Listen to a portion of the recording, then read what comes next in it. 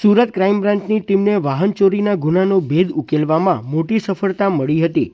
સુરત શહેર, વલસાડ, તાપી અને મહારાષ્ટ્રમાં બાઇક ચોરીને અંજામ આપતા 25 વર્ષીય દીપક ઉર્ફે અર્જુન રઘુનાથ સિરસાટને પોલીસે ઝડપી લીધો હતો અને 15 જેટલી ચોરીની સ્પ્લેન્ડર બાઇક પણ પોલીસે રિકવર કરી હતી।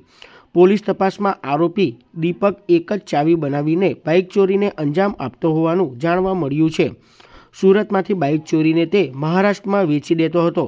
હાલ પોલીસે આરોપીની ધરપકડ સાથે ₹4,65,000ની કિંમતના 15 વાહનો રિકવર કર્યા છે।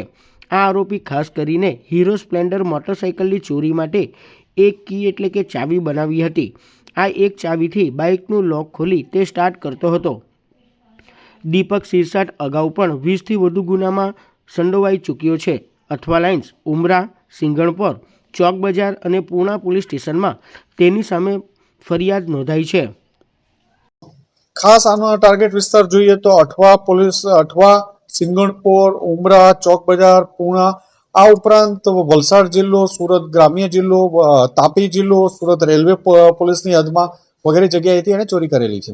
વેચાણ અત્યારે બાઇક એને બધા પોતાની સાથે રાખેલા હતા અને એ મહારાષ્ટ્રમાં વેચવાનો એનો પ્લાન હતો। અગાઉ પણ એને મહારાષ્ટ્રમાં વેચેલા હતા।